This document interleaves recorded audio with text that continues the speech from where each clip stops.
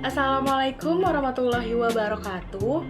Perkenalkan, nama saya Karimatunisa dari Prodi Administrasi Publik dengan NPM 2135516029. Di sini saya akan membuat video menjelaskan materi untuk tugas 2 saya yang berisikan tentang menjelaskan materi dari mata kuliah metode penelitian administrasi. Saya mengambil materi pertemuan 10 yaitu bab 2 penelitian kualitatif. Oke, jadi bab 2 ini berisikan gambaran di mana posisi penelitian kita berada serta apa persamaan dan perbedaan dengan penelitian lain, entah keunikannya, keperbaharuannya maupun hasilnya. Dan bab 2 ini dapat dikerjakan bersamaan pada saat pengerjaan bab 1. Jadi jika kita meneliti atau membuat skripsi, bab 1 selesai, boleh sekalian bab 2, jadi kayak langsung bersamaan gitu. Oke, jadi di bab 2 ini kajian pustaka yang ada 3 poin dalam bab 2 ini. Yang pertama ini ada penelitian terdahulu yang relevan. Yang kedua ada kajian kepustakaan atau yang berisi teori, definisi atau teori yang pendukung. Lalu yang ketiga ada kerangka pemikiran. Jadi ada 3 poin dalam bab 2. Oke, jadi bahas tentang penelitian terdahulu yang relevan. Jadi penelitian terdahulu merupakan penelitian terkait yang telah diteliti oleh peneliti sebelumnya, atau dapat juga diartikan sebagai tinjauan dari skripsi, tesis, atau disertasi dan juga artikel jurnal. Di sini juga boleh jurnal nasional dan juga jurnal internasional. Bagaimana sih untuk cara memilih untuk masuk ke kategori penelitian yang relevan? Yang pertama ada kesamaan variabelnya. Yang kedua kesamaan jenis objek peneliti. Yang ketiga ada kesamaan teori. Yang keempat ada kesamaan metode. Jadi sebagai contoh ada di penelitian saya, untuk penelitian terdahulu atau yang relevan itu saya ada 3 peneliti. Yang pertama ini berjudul Inovasi Pelayanan Transportasi Publik Ramah Penyandang Disabilitas di DKI Jakarta yang dibuat oleh Umi Zakia dan Dina Fadiyah pada tahun 2020. Jadi hasil dari penelitian tersebut adalah menganalisa penyediaan pelayanan transportasi publik yang ramah untuk penyandang disabilitas. Mereka meneliti di PT Transjakarta. Jadi hasilnya PT Transjakarta tersebut dapat diakses oleh seluruh penduduk DKI Jakarta yang mengalami disabilitas. Selain itu, untuk kaum disabilitas juga mudah diakses untuk transportasi ini. Yang kedua, ada peneliti dengan judul Kualitas Pelayanan Publik bagi Penyandang Disabilitas di Mal Pelayanan Publik Kota Pekanbaru. Dibuat oleh Cynthia Trivira, Roni Eka Putra, dan Yose Rizal pada tahun 2022. Dari hasil tersebut, ada penyandang disabilitas merasa pelayanan yang diberikan oleh Mal Pelayanan Publik di Kota Pekanbaru ini sudah baik. Penyandang disabilitas merasa sangat diperhatikan atas kebutuhan pelayanannya dan aksesibilitas mereka, meskipun masih terdapat kekurangan pada fasilitas di sana dan sumber daya yang disediakan.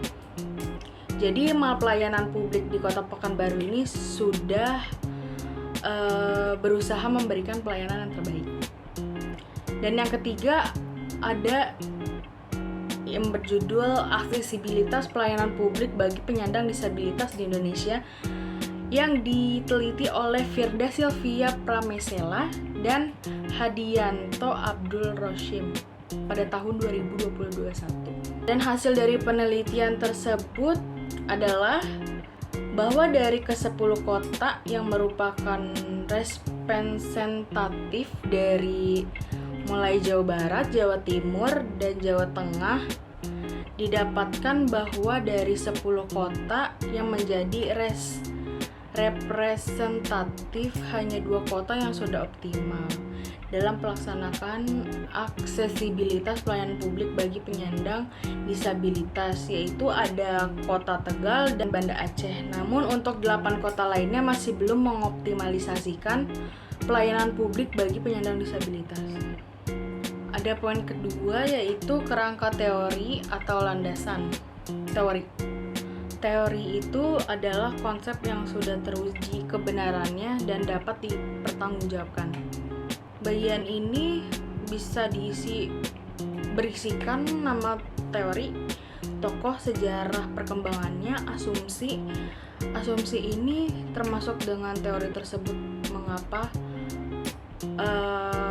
tokoh itu mengatakan apa, dan juga konsep-konsep penting. Dan sama juga dengan kerangka konseptual, menjelaskan konsep-konsep utama atau variabel penelitian yang menjelaskan definisi, karakteristik ruang lingkup, dan lain-lainnya. Pasti semua konsep dalam judul dijelaskan di kerangka konseptual. Dalam kerangka teori ini, sumbernya juga dapat diperoleh dari skripsi, tesis, disertasi atau jurnal, bisa buku atau laporan organisasi terpercaya. Di sini ada contoh dari penelitian saya, yaitu dari kajian pustaka. Saya memasukkan kualitas pelayanan. Jadi isinya ada definisi kualitas, definisi pelayanan, lalu ada definisi pelayanan, kualitas pelayanan, dan juga ada indikator pelayanan.